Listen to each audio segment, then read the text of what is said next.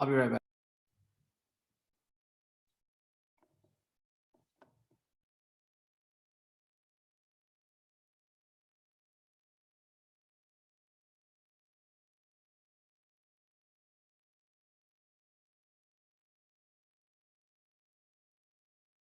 Hello, everyone. Welcome to today's webinar.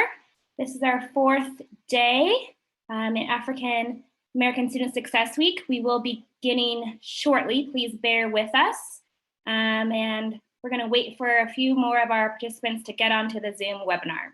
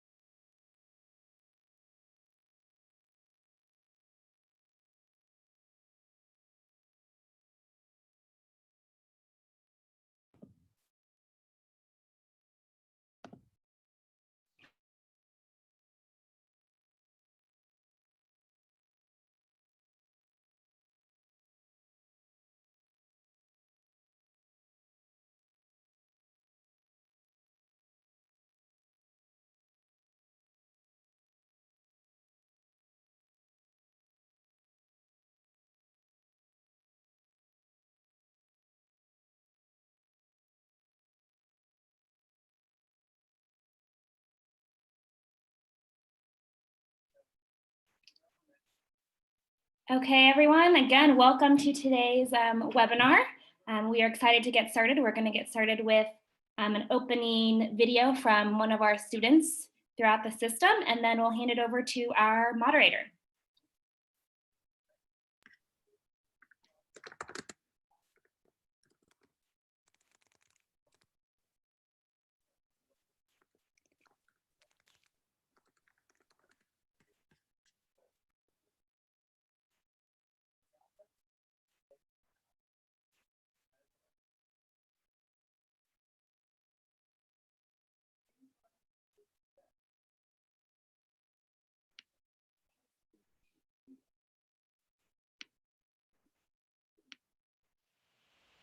Hello everyone, my name is Ebenezer Joshua Ikechukwu Ezenwa. I'm going to say it again for y'all. Ebenezer Joshua Ikechukwu Ezenwa. I go to the University of California, Riverside. My major is African American Studies. I decided to go to college to first help at home. I understand it's not as easy to get a job without an education. Plus, there's so many benefits to it. Education is power. Education will help in any field in life. During this COVID-19 outbreak, what's keeping me in college is that I'm so close to finishing. It's my fourth year in college and my last quarter on campus. Setbacks are that I'm so used to studying in groups. I'm so used to studying at the library that it's a little difficult to, adjust to just being at home by myself. It's very individualized now. And anything that a man can do would just be what they've been doing. First of all, I want to say thank you to men for my whole experience. It's been amazing. Secondly, I'm transferring out and I'm pursuing my master's, so maybe some networking of some kind. I also want to start my career a little bit, so just looking out for me. I want to be a community college counselor, professor, or dean. So just looking out for me would be perfect. I know Amanda has many connections in those fields. But other than that, thank you. That's it.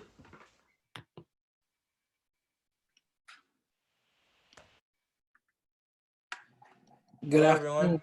My name is Eb.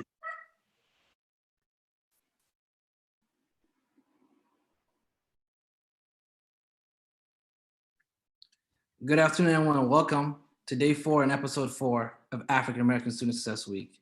Today is much different than the previous days. We're here to engage you and answer your questions. We have a star-studded lineup of some of the most dynamic and innovative folks in our system.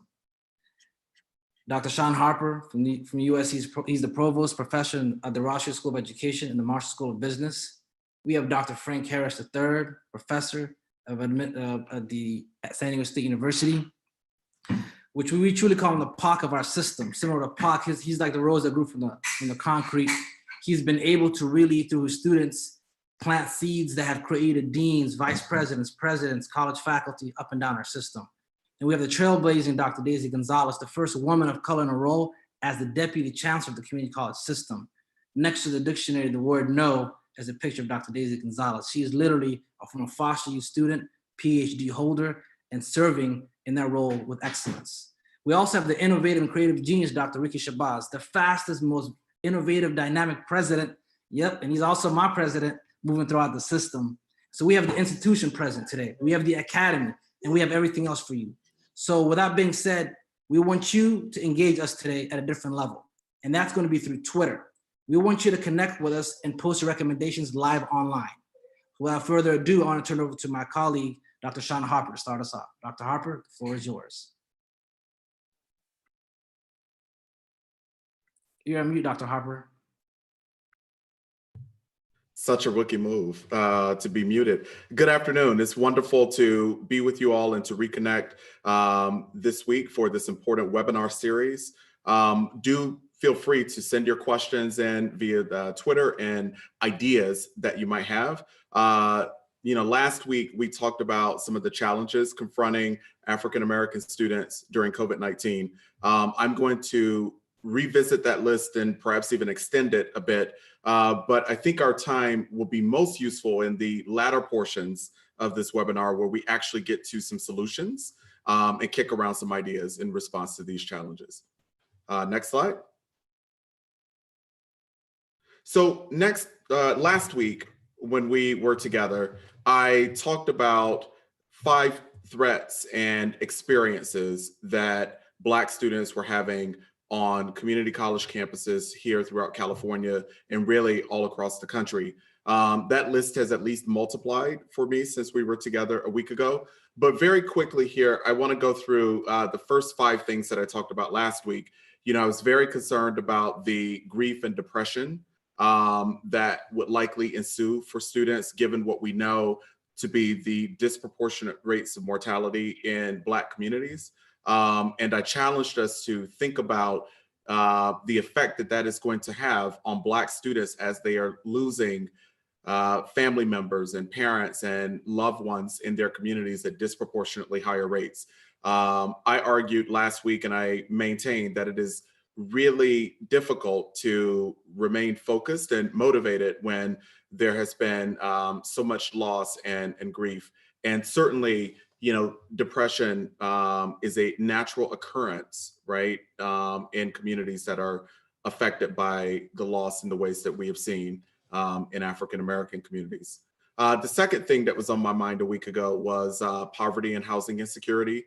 I really appreciate that there have been other scholars and leaders in this series who have reminded us of the disproportionality, the disproportionately higher rates of Black students among students who are experiencing homelessness, who are experiencing hunger and poverty. Certainly, as we think about learning from home and remote instruction, that presumes that students have a home. And one of the things that we know from Sarah Goldberg-Robb's research, from the really wonderful research that Frank Harris and Luke Wood do, is that, poverty has a disproportionate impact on community college students of color and African-American community college students. The third thing was unemployment. Many students in California community colleges, really across all racial and ethnic groups, have to work to afford to be there and to afford to take care of themselves and their families. We do know that community colleges do more than their fair share of educating older learners who also have to work and they have caretaking responsibilities. So as we think about the inevitable recession that will follow the pandemic, that is going to have a disproportionate impact on the institutions that by and large enroll the most Black and Latino students. And there will be severe joblessness. That is going to have an impact on students' ability to, again, remain focused on the pursuit of their post-secondary goals as they enter community colleges to pursue a certificate or an associate's degree and ultimately transfer. A third thing that I was thinking about last week, and I've certainly thought a bit more deeply about it since then, was what is happening instructionally. So I am a professor and I had to move very abruptly to move my course online. 2/3 of the semester had already occurred in person, and I had to, without very much advance notice, adapt to online learning, right? What I'm thinking about here is one of the things that we know has been a perennial issue in higher education at community colleges and four-year institutions alike is that the curriculum tends to not reflect the cultural histories, the cultural identities, and the things that are culturally important to African-American students. And what we also know is that, very few college instructors know how to teach in culturally affirming ways that actually affirm the ways that African-American students learn. Just imagine, right, those perennial issues being now exacerbated by, a rapid move to instruction online with people who haven't had training in, those kinds of instructional pedagogies and that kind of platform. It is only going to make bad teaching worse. And I am arguing with actually lots of evidence that impact is going to be especially devastating for African-American students who were already, again, not feeling affirmed, not feeling represented in the curriculum, so on and so forth. One other thing that I've since thought about last week that you see here in red is classroom disengagement for sure is going to be a byproduct of all of these things that are happening in the curriculum and instruction.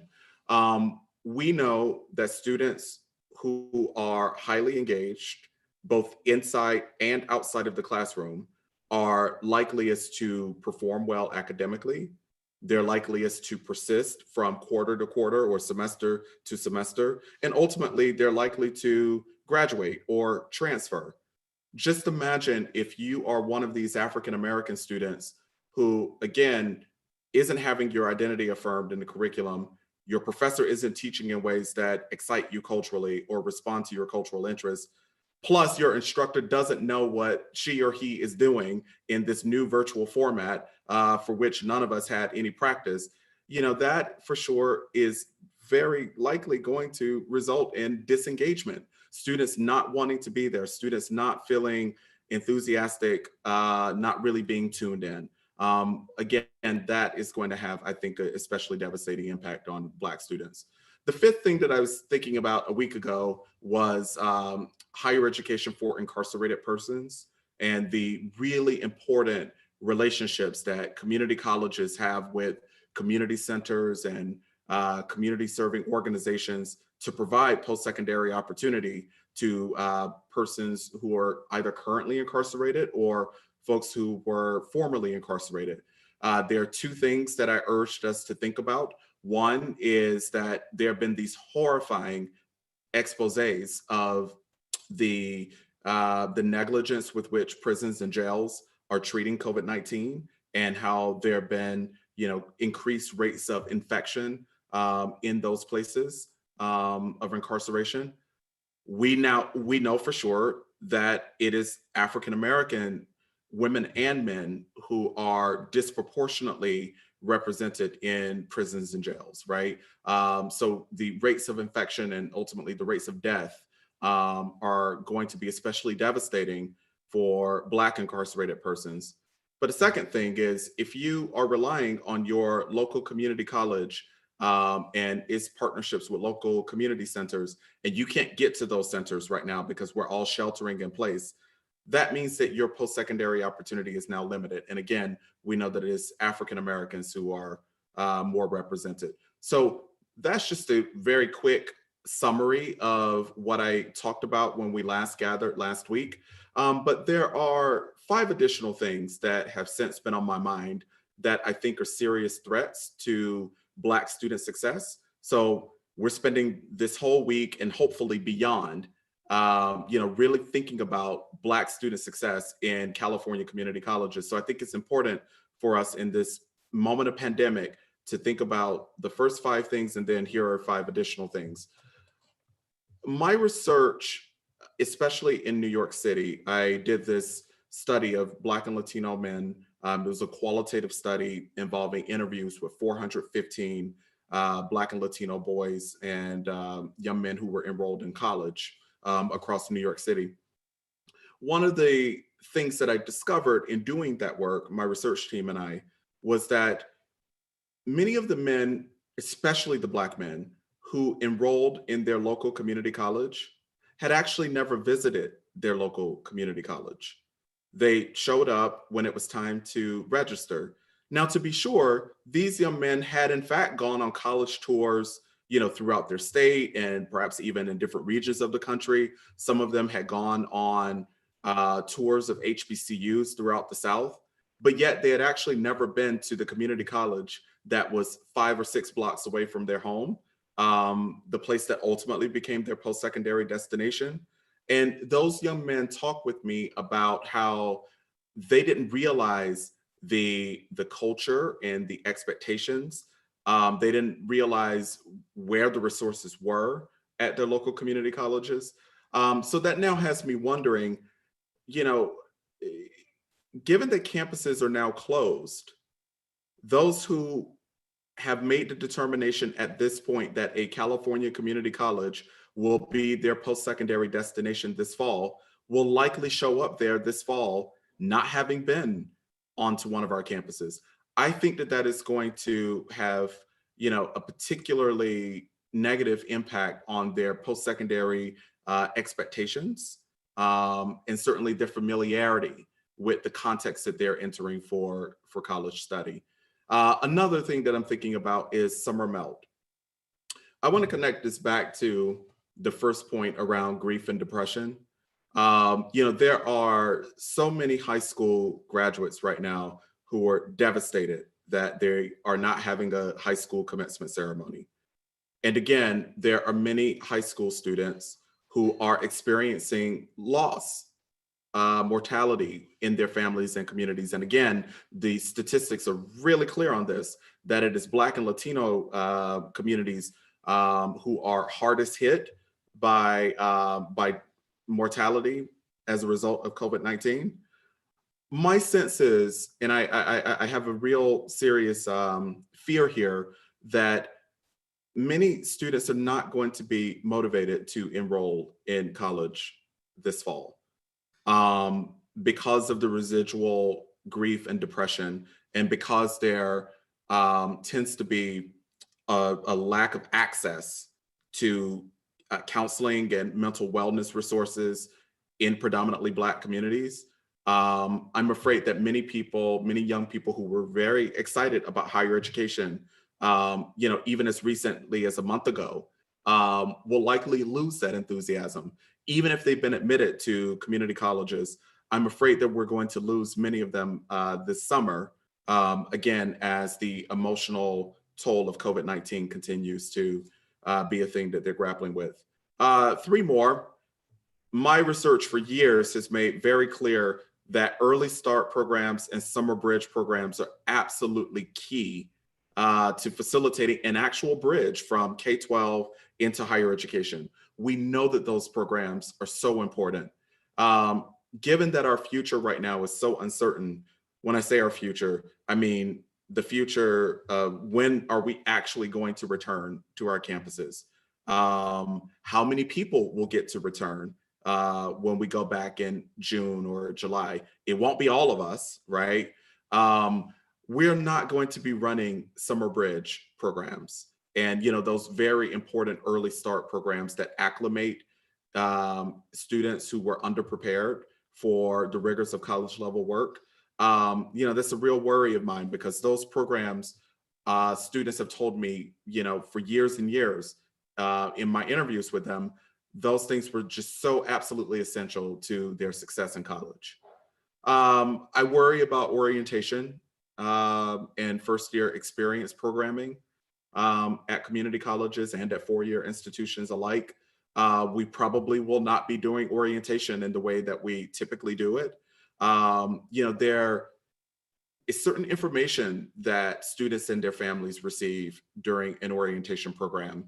There are particular things that acclimate students to the services and to the people who offer those services on community college campuses that, without some form of a classic orientation, I wonder if students who begin their community college journeys online will ultimately know how to locate those resources, will ultimately, come to fully understand their importance as they pursue success. The last thing that I'm thinking about here is out of class disengagement. I talked earlier about engagement in the classroom, but we know that students begin to form their habits within the first 6 weeks of college.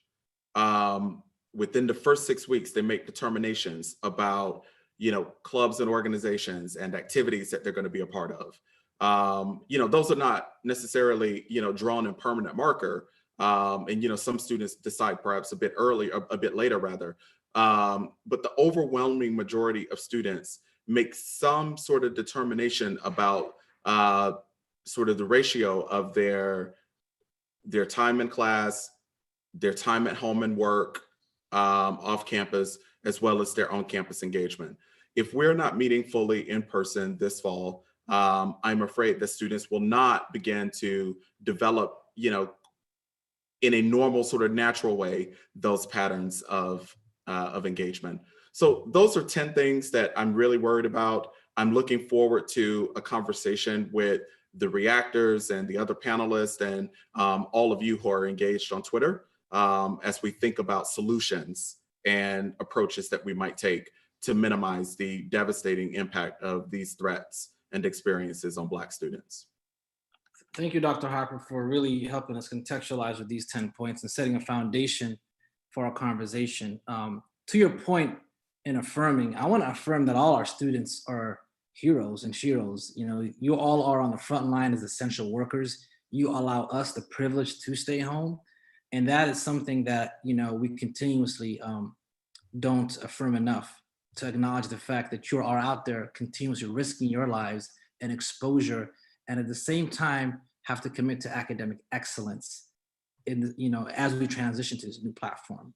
So with that being said, I want to tap in my colleague, Professor Eric Handy, to engage you all on Twitter. What's your thoughts, reactions to the 10 points that Dr. Sean Harper just laid out for us? What's on your minds? And so with that being said, Professor Handy, the floor is yours. Thank you, Dr. Bull, for that intro. And thank you, Dr. Harper, for giving us that extensive list of 10 threats and experiences that students face. And as we begin to think about how we can augment these threats that students face, I think it's important that we hear how students are feeling. So I have a couple tweets that we got from our hashtag Black Student Success, hashtag Black Student Success Week. Please continue the conversation on Twitter for the conversation. We have @TinyCoach on Twitter says, "This is such a challenging time for our students.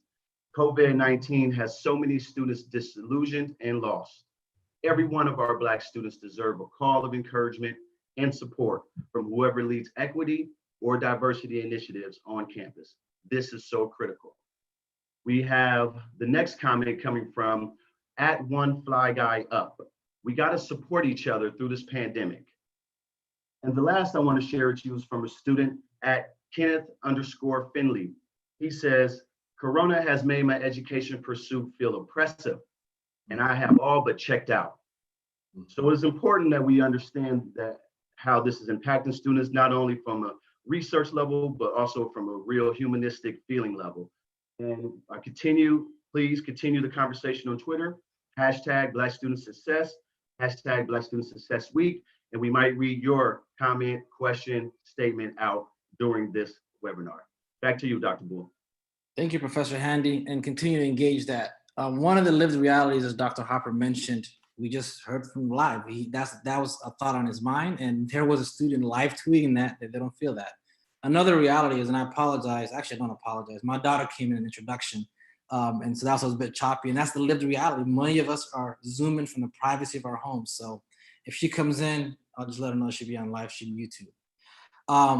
We want to turn it over to the system, the academy, the institution are all present. We have top researchers, Dr. Frank Harris, Dr. Sean Harper, and we have the system present, Dr. Daisy Gonzalez, as well as the institution, Dr. Ricky Shabazz can talk about from a campus institutional level. So when you talk about systemic change, institutional change, academic reform, if you want to create revolutionary practices and have these revolutionary recommendations, we have stakeholders at this level to answer your questions. So please go to that hashtag and continue to ask those questions.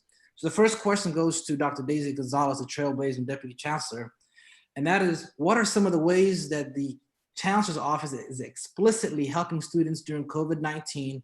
More explicitly, how are you assisting Black students? Dr. Gonzalez. Thank you, Dr. Bull. Our focus has really been around three key areas that are related to our authority within our education code. The first is focusing on regulatory flexibility. The second thing is infusing resources into our system. And the third is advocacy. But before I head there, I want to explain sort of our mentality and our thinking at the system office as we head into those three areas. It's really important to acknowledge that you have been using these webinars to do a call to action. 3% of African American students in our system transfer in 2 years. That is a crisis. Even before COVID-19, our African American students were living in a crisis. So when we think about what it means to operate under this emergency, under this crisis, we need to deeply understand that the reality that our African American students have been living is a reality that has only been heightened by this emergency, meaning it's not a new reality living under crisis. If anything, it's only a brand new nightmare. So that's the mentality that we are entering into these when we think about resources, flexibility, and advocacy, and certainly for African-American students in our system. In terms of flexibility, we have been focusing on three key things that specifically relate to helping our students. One is focusing on grading flexibility. So even before we could take our education to an online environment, we knew that many of our students were going to choose to drop out because they would feel like their educational attainment would be endangered if they couldn't complete their education, or if they, for lack of technology, couldn't continue their education, or even hotspots, right? So even if we could transfer it, many barriers. So grading flexibility and working with our partners to recognize pass, no pass was critical. And I think one of the first things that we did was to release guidance that gave us the leverage to bring folks to the table. It has now been recognized, but it also doesn't mean that it's the right thing for all students. That is still a local level decision, and it is still the student's decision. But our focus has been in creating the flexibility that our leaders need in order to do everything they can at the local level and at the district level. EOPS, we did a lot of flexibility in that area as well. We lifted all the caps for loans and for awards, removed all the caps for purchasing technology in terms of EOPS, as well as affirmed that students can and should be receiving their counseling in the best method that they choose. Meaning, don't force our students to go into a brick and mortar campus to receive EOPS student supports. And then CalWorks, as we know, over 42% of our African American students have at least one dependent. With CalWorks, that specific statewide program dependent on a partnership with other state agencies, that guidance that was released by our office affirmed that our students can continue to get their benefits even if they can't go to work. So flexibility has been key in terms of new resources. As Dr. Harper mentioned, a lot of our faculty and staff had to go to an online environment with very little training. So professional development is something that we're catching up on. Certainly, we were lucky to partner up with Q from USC to lead a special series of webinars this entire month around racial equity in an online environment. We'll continue to do more there. Purchasing of technology has been huge.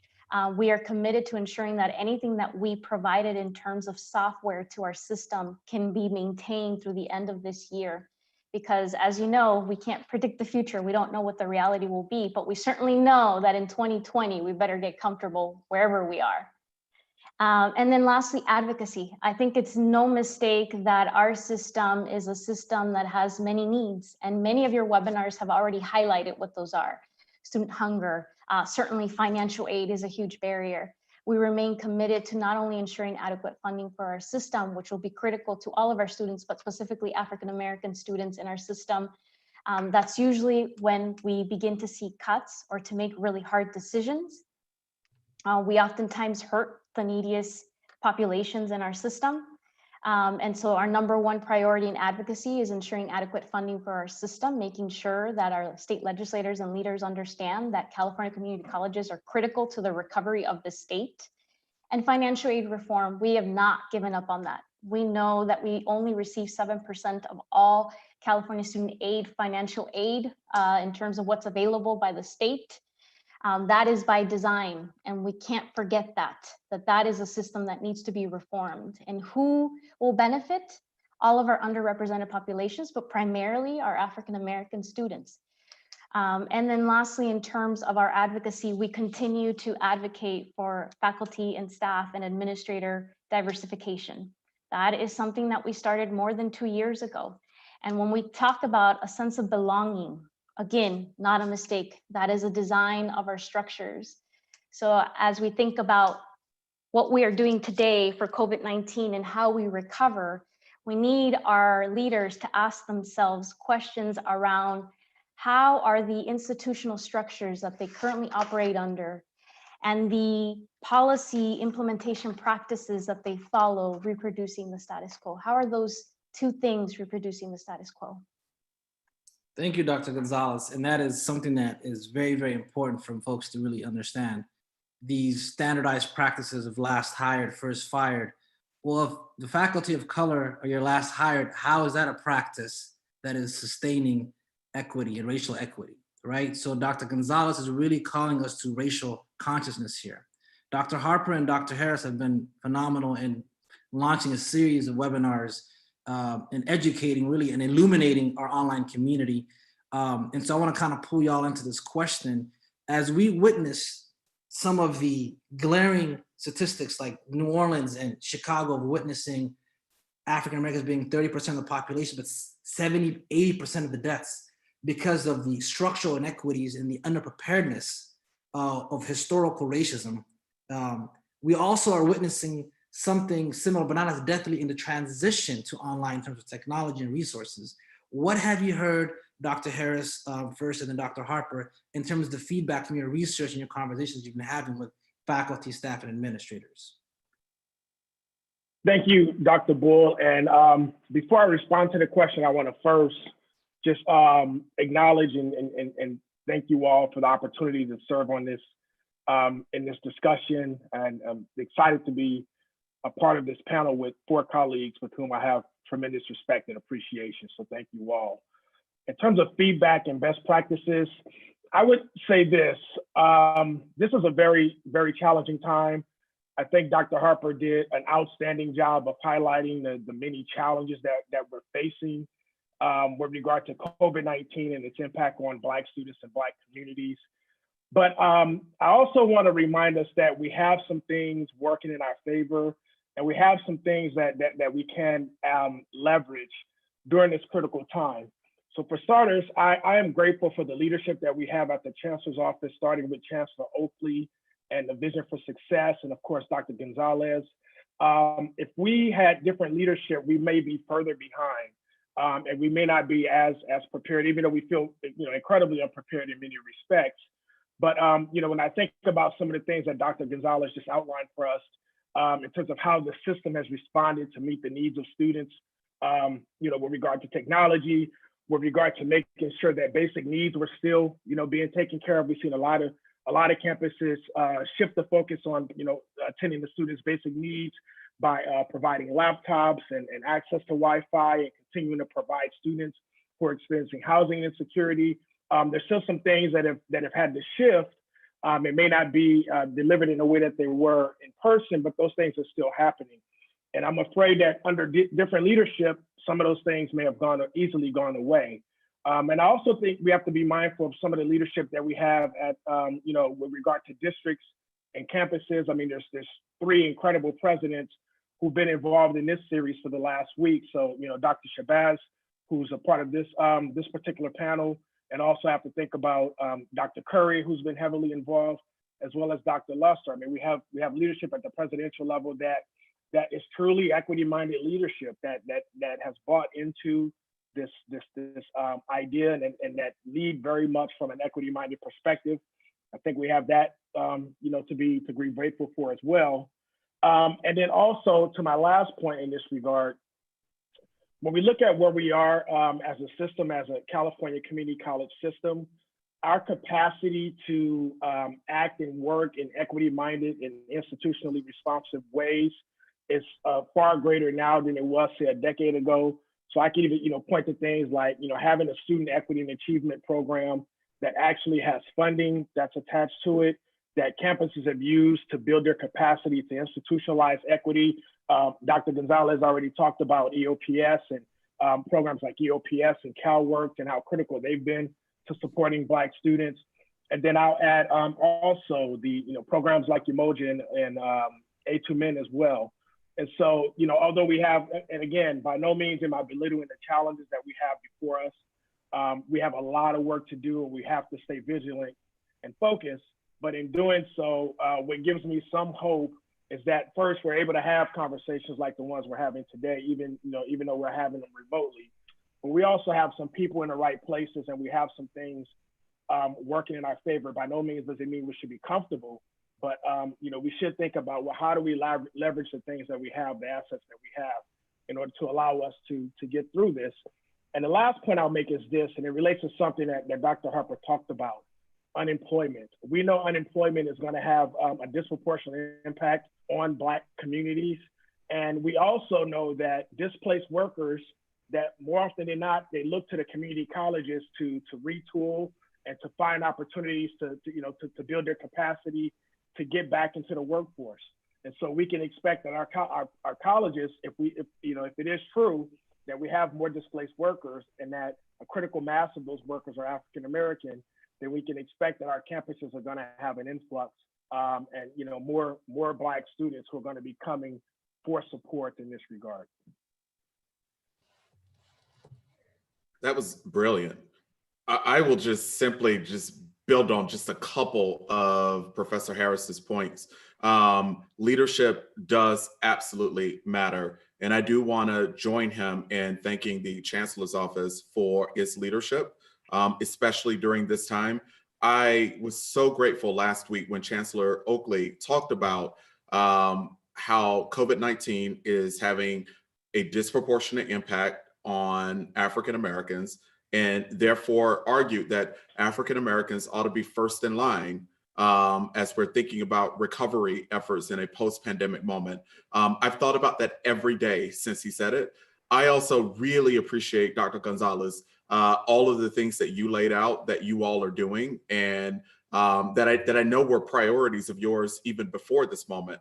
I was thrilled to hear that, diversifying the faculty is not a thing that we're going to let up in this moment, that it is as critical now as it was even before the pandemic. Frank, I am so intrigued by your acknowledging of some important opportunities that are ahead of us. I've been thinking a whole bunch about challenges, these past 2 weeks, but I like these opportunities that you've named. We do a lot of work at the USC Race and Equity Center with K-12 schools and districts across the country. And one of the things that, some school districts have done to bridge the access to Wi-Fi is that they've turned school buses into mobile hotspots. and they've had those school buses go and be parked in predominantly Black neighborhoods where mostly Black lower income children live so that they could have access to Wi-Fi. You know, access to Wi-Fi was a problem that we had before the pandemic. The pandemic has helped illuminate, right, for us the digital equity challenges. So I think that, you know, some of the things that we're learning in this moment are in fact sustainable. They have helped us, you know, identify like what we can do if we in fact had the willingness to do it, or if we didn't have a choice. One other example that I'll give real fast is around teaching. So if nothing else, the pandemic has taught us that faculty members need to be upskilled in how to teach in a virtual format, right? Imagine if we were able to sustain that beyond this period and, you know, say that the same sort of, you know, like speed and urgency that we brought to the project of upskilling faculty members to teach on Zoom, it's the same urgency that we need to bring to teach them how to teach in equitable ways, how to engage racially, culturally, and linguistically diverse learners in their classrooms. So I do think that you're right, Frank, that there's a lot of opportunity that we can carry with us beyond this moment. Thank you, Dr. Harper and Dr. Harris, for answering that question. At this point, I want to tap in my colleague, Katrina Linden, who's been behind the scenes this whole week, fielding your questions. She's a senior policy associate for the campaign for college opportunity. And before she taps in Dr. Shabazz for this question, I want to affirm 2 points that Dr. Harper mentioned. The technology is important, but the resources for that technology is as equally as important. So if kids have Chromebooks, but they don't have Microsoft Word or Office, they told us like having peanut butter with no bread, right? So it's important for us faculty also, and us who have some type of privilege, to download all types of documents. I've seen horror stories of faculty. I can't upload because I don't have Adobe. Well, you download Adobe because you have the resources and capacity and the funding. Perhaps our students don't. So that's us being flexible in these digital spaces and meeting our students where they're at. Also, uploading text. My good colleague, Dr. Erin Charlins, mentioned she has various formats in which they can upload content for their journal. It could be a video. It could be the actual text that actually write in the email format because they don't have Microsoft Word. So the rigor is there. The APA, the MLA format, all that is there, but just the format delivery is feasible to our students' needs. So be flexible in that regard. But Katrina Linden's going to take us to the home stretch here with the questions. Katrina, the floor is yours. Great, thank you. So this first question is for Dr. Shabazz and anybody else who might be able to answer. In the past 2 months, I know you all have had to adjust very quickly to new practices and serving students. What are some of the best practices your institution has implemented to serve your students? What's been working, what hasn't been working? And additionally, student voices are really big for us. So how have you been connecting with your students on a one-to-one level and really getting their perspective and being sure their voices are being heard in these conversations? Great, thank you for the opportunity. And man, I've been sitting on the sidelines waiting to get in. Everybody has added so much to this discussion, and really I want to talk about teaching, but I'm going to come back to that because Dr. Harper and Dr. Harris and Dr. Gonzalez are spot on. That at the end of the day, this is about teaching and quality instruction and supporting Black students. And in saying so, I've been so proud of my college, San Diego City College, and others, but I'm a little biased. I'm going to talk a little bit about City College, that our wonderful counselors immediately went into social media platforms and start doing and hosting chat sessions and info sessions and meetings with students in a very similar way that we're doing today. We hosted student forums via Zoom and, avoided getting Zoom bombed, but we learned a lot from our students in that they may have access to this technology in one way or another, largely via cell phone. And we just made an appeal to everyone to take a deep breath and be as flexible as we can, because folks, we are dealing with an emergency. That in itself means that it's going to be organic. It's not going to be perfect. But again, Dr. Harper and Dr. Harris and Dr. Gonzalez are spot on. And I want to call out, because I'm a researcher too. Dr. Bull didn't introduce me as a researcher. I won't hold that against him. But there is an opportunity, much like Dr. Harris said, because even on this Zoom is something that you don't see every day. Right? There are at least 6 Black teachers on this call right now. And if you look at the data, because I am a researcher, Dr. Bull, the statistics or studies indicate that less than 2% of Black males teach at the elementary level, right? And we can have a whole webinar just on that alone. That means that the majority of our Black men going through the educational system may never see another Black male teacher. And here you have 6, possibly 7 Black male professors, not just teachers, but the teachers of teachers on this line right now. And I want to also end by bringing, because I've been holding on to it for about 45 minutes now. Dr. Harper got me amped up, and so did everyone else. And that is this notion of integration. And I'm not saying that integration was a bad thing. So let me get that out. I'm not saying that integration was a bad thing. But statistically, you can pinpoint the decline of the Black teacher to integration, right? And we could have a whole Zoom webinar on that subject alone, because our students do need motivation. And being a researcher, Gallup says that the single most predictor of student success is hope. And we know that you're more likely to instill hope in a student if you come from a similar background. So post-integration, many teachers go into communities and they go back into their own communities. Pre-integration, those Black teachers, guess where they lived? They lived in the same community as those students who attended those schools. And I'm gonna stop right there because I could go on a whole nother tangent. But there's a lot to unpack around this notion of teaching and education and learning. But there is, I agree with Dr. Harris, a lot of innovative work going on right now in support of students during the coronavirus. That's so great. And yes, flexibility is one of the big things we're all being told to have right now.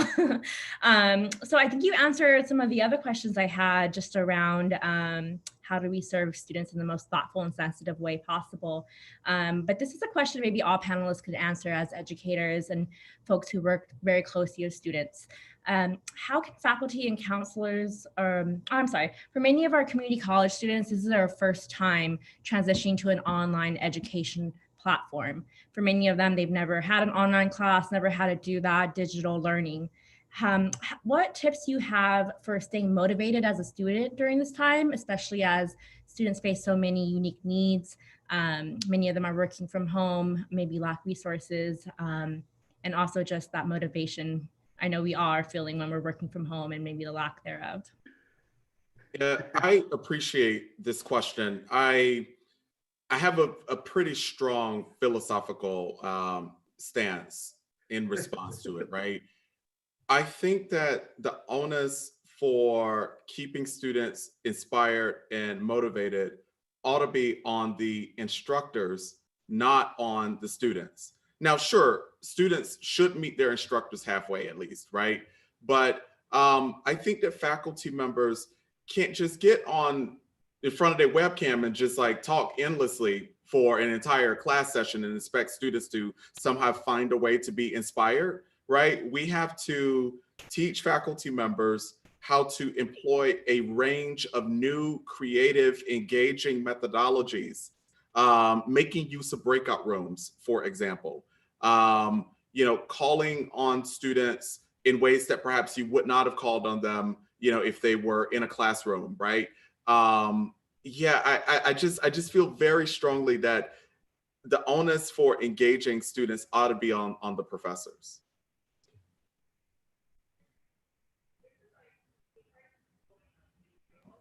Great. Anyone else? I think that is a great summary. All right. I think I am passing it over to Eric now to provide some more feedback from the field. Thank you, Katrina, for that. And special shout out to the researcher and president, Dr. Ricky Shabazz. Thank you. We want to just We want to just highlight some more comments from students, faculty, and practitioners in the field with recommendations about how you can support students during COVID pre and post. We have one from Rashida Crutch, who says, we're continuing to build a fully aware village addressing basic needs. I think that's very critical. Also critical comes regarding basic needs, a recommendation comes from Kinley Newfield, where they put, you need to learn how to access basic needs in your syllabus. So students need to know how to access their basic needs in the syllabus. A lot of times students just see the syllabus and there's really no information to help them get through, not just the class, but through the education process. We have another comment coming from _savvy. By hiring Black folks and creating programs that address the unique needs of Black students, that is how we help support our students through COVID pre and post. I really like that comment because as Dr. Sean Harper made a mention, that the deficiencies have been happening all along. So it's not that COVID came and all of a sudden Black students are at the bottom of the totem pole. This has been there all along. So we really need to be thinking about how we address these concerns post-COVID. And then lastly, I want to read this comment from @FitRealEstateA1. They talk about, we provide mentorship and various wraparound services. And we just held 2 online math experiences and got great feedback from students. So yes, there is a way out and there is sun at the end of the light, at the end of the tunnel, but we have to be diligent and we have to be intentional about how we address this crisis. Dr. Bull, back to you. I'm gonna kick it over to Katrina. She's got a few more questions that she wants to ask the panelists. Dr. Bull, could I jump in? Absolutely. The researcher may jump in for sure. And that's because the comments from Twitter like hit on a couple of things that I didn't get to, and that is nationally only about 6% of college faculty are Black, whereas approximately 14% of the students attending a college, university, community college are Black. And it is so important to be intentional about hiring Black faculty and staff so that those students have role models and people who understand their conditions, their plight, and the like. And so I'm so happy to echo my colleague's sentiment that our state chancellor and our deputy chancellor has made that a priority, as well as our academic senate, state academic senate, that hiring diverse faculty in every sense of the word is a priority so that our students have role models who can instill help in them. I just wanted to get that piece out there. And as we're on that, I want to acknowledge, and it's not to get any overload or anything like that, but Dr. Shabazz is an example of that. At our institution, under his presidency, we have witnessed a plethora of hiring of Black faculty, not just because it's the right thing to do, but it's not just the honorable thing to do, but because the focus of programming has been social justice, and there are equitable, as I mentioned, symbolic gestures in reciprocating that and putting faculty that look like the students in front of them. So Dr. Shabazz is an example of that. Let me, since you brought that up, let me just say one last thing, and I promise this will be my last point, and that is we hear from not only Black candidates, but our Latinx brothers and sisters, when they come into a final interview and they see a vice president who looks like them, they see a president who looks like them, it sets them at ease so that they can be themselves and exhibit and exude that cultural competency in ways that they can't when they walk into that final interview and they don't see a single person who looks like them. Very, very valid point. I want to jump in really quickly on something that Frank said earlier that I think is an exciting opportunity for the California community colleges. Professor Harris is absolutely right that the unemployment that is looming and will certainly happen as a result of the inevitable recession, it will disproportionately have a negative impact on Black people. And in moments in our country's history when we've had recessions, you know, we see people coming to the community college for certificates, for degrees, and so on. That's such an exciting opportunity, I think. Just imagine if we had a plan for how we will serve those students well when they come to us. I think what we need coming out of this period is an actual strategy, not just a random set of activities, but actual strategy, a post-COVID-19 equity-focused recovery strategy that is unapologetic about putting students of color at the center, and putting even more attention on African Americans where that attention deserves to be placed. Just imagine if we had an actual written strategy. I think that would help us seize the opportunities that Professor Harris has identified for us. Thank you, Dr. Harper, for that. Katrina? Great. So I have a question for Daisy, Vice Chancellor Gonzalez. This question was asked during our initial webinar last Wednesday from Leslie Salas. Her question is, will the community colleges, board of governors, and chancellor provide a recommendation to the system advising and recommending that colleges support their African-American students first with the federal stimulus funding? And a follow-up question from another individual is, how can we come up with some common language to leverage the new CARE funds that have been allocated to colleges that will specifically provide additional funding for our students of color?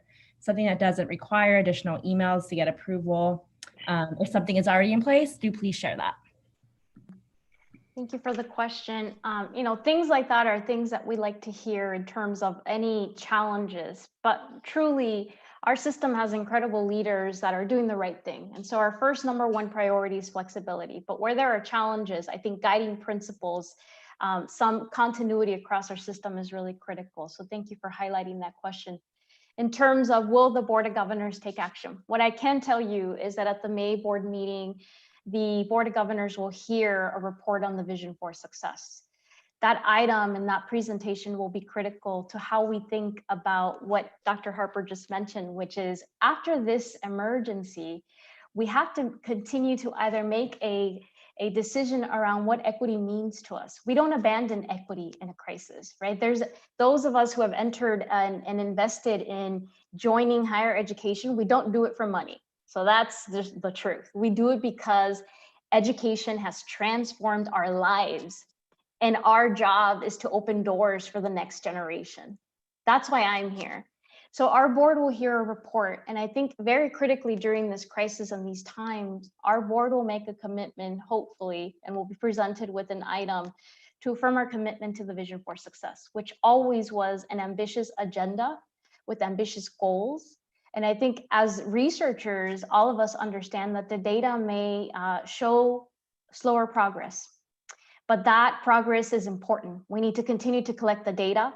We need to continue to publicly talk about that data, because we should not be afraid of accountability or any data, because data doesn't drive change, people do. And that is the only way that we can pivot and make better decisions. I think the other big piece in terms of thinking about affirming our commitment to protecting our most vulnerable students, who are African-American students, is thinking about how we protect the programs that have been proven to support them. Umoja is only one of them. Aid to Men in terms of creating that next generation of leaders, EOPS, SEA, those are the programs that during this emergency, we will look to protect. And then lastly, I think as I started off my comments, there are incredible leaders in the system. And I think when we think about that next part of this emergency, we need to continue to support them and to protect them, because times will only get more challenging for them at the local level. And we need to think about how we, at the statewide level and in every space as students, continue to protect and thank them for the decisions that they're making at the local level for their students. Great, thank you. Let's see, we have a few more questions from social media and from our Q&A chat.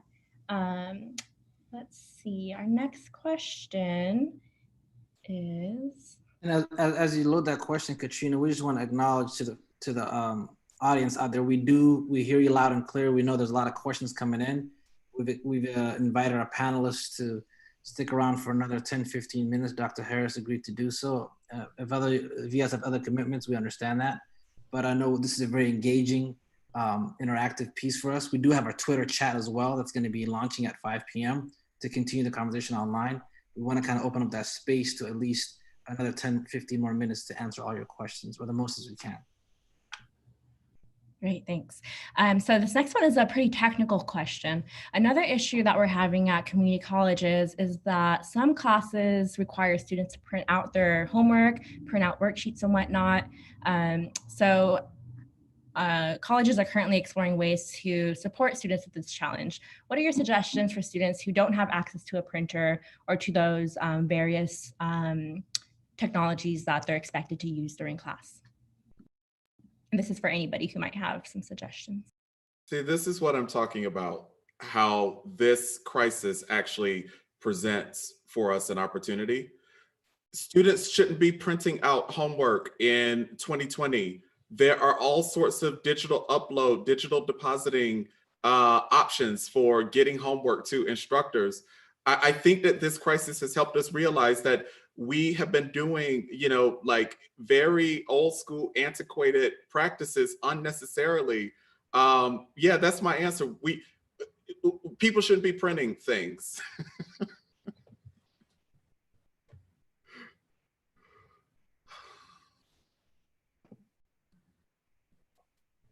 Thank you. I think you answered for everybody. Final question from Elliot Coney. How do panelists foresee potential budget restrictions and workforce reductions affecting the ability to serve Black students and moving forward in the next year?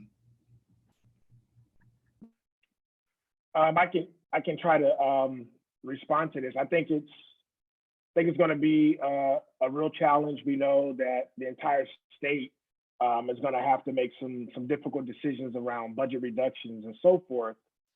But this is where I go back to a comment made earlier. The fact that we have leadership that prioritizes equity, that recognizes the importance of everything that we've been talking about all week, for that matter, I think gives me a sense of comfort that I wouldn't necessarily have without the leadership that we have in place. And so, I echo Dr.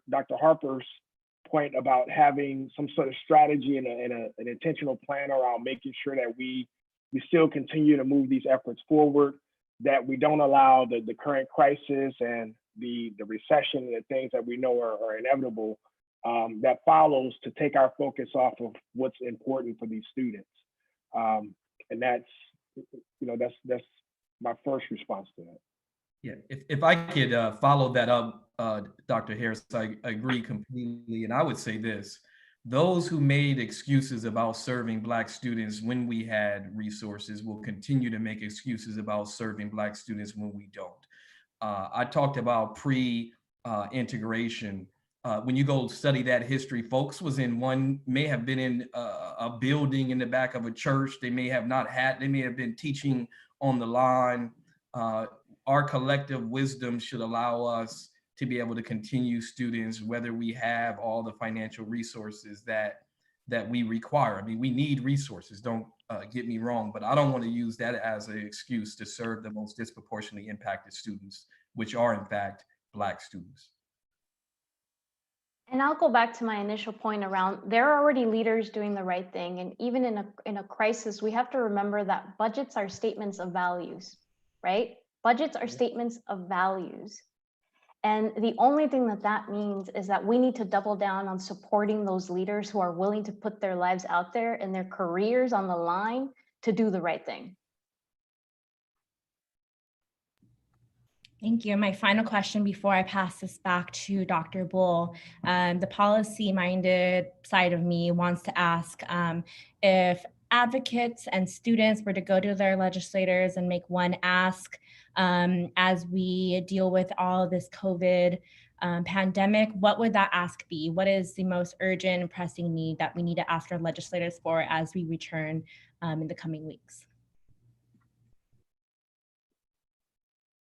And that's open to anybody. Oh, can I do that? I'm burning. And to quote the great Dr. Ed Bush, it is and this is my word phrasing his quote, it is a travesty that our state funds the California community colleges at the rate that they do, given we serve 100% of the people who apply. We have the most enrolled Black students of any system of education world, or shall I say in the United States. Certainly there may be more Black students in Africa, but the fact that we're funded at a rate that's lower than it costs to house an inmate in our penal system, and you heard Dr. Sean Harper talk about those impacted by the unjust system. Community colleges deserve to be funded at a rate equal at a minimum to K through 12, if not at a rate similar to a UC or a Cal State. And when you study the master plan and see that the author was in fact over the University of California, and that system generates or yields the most funding in our state public education. I go back to what Dr. Gonzalez said. If you follow the resources, you see what an organization or an institution or a state actually holds up as important. If I could add also, I would certainly agree with Dr. Shabazz that equitizing funding across public post-secondary education would be the starter. I'm also going to share an idea that I learned from Dr. Ed Bush as well. Cal Grant reform, I think, is also absolutely critical. The eligibility to meet a Cal Grant, to be eligible, the requirements for to be eligible for a Cal Grant are very challenging for today's college students. Most students in a community college most Black students are adult learners who attend part-time. And so that creates some real restrictions around eligibility for a Cal Grant.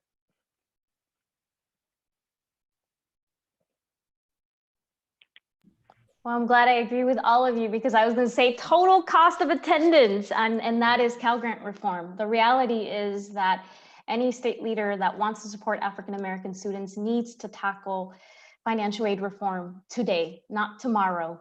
That is a #1 urgent need for our system. It's no mistake that 77% of our students attend our community colleges part-time. That sometimes they have 2 or 3 jobs, and then we add dependents, right? Because we also know that 44% of our African-American students have at least 1 dependent.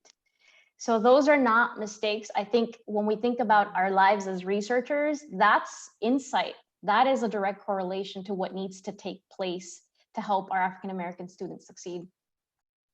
The only thing I can add to this is amen, amen, and amen again. Thank you all so much for your engagement in this amazing conversation. I'll pass it back to Dr. Bull to wrap us up now. Well, thank you, Katrina, for holding it down for that round of questions. The last question is to you, Dr. Gonzalez, and feel free to chime in, Dr. Harris, Dr. Shabazz, and Dr. Harper. We know that a large amount of our Black students are concentrated in equity programs. We see that they're overrepresented in DSPS, CalWorks, also the formerly incarcerated programs that we're launching. What efforts have you all witnessed to support these students in these type of initiatives post-COVID-19? There has been a lot of hope, a lot of action by our college. We've been extremely proud. Everything from changing the way that our financial aid offices are meetings, and I should say that there are different approaches in all 115 colleges, right? So I'm talking in general, some of the highlights. Ongoing use of funds as we think about flexibility, and we provide that flexibility, using funds to provide immediate assistance, loans, being incredibly flexible, because even if we provide a student a loan, who knows when they can pay it back. Immediate assistance in terms of food. And I think of Dr. Keith Curry's tweet a couple of weeks ago around partnering up with delivery services and the local restaurants. That was phenomenal. And I think we've seen it now be replicated across multiple different colleges. But there is so much more that we can do. And I think I look at San Diego specifically, and I'll let Dr. Shabazz, because they have been piloting a lot of new innovations to help their students succeed during this time.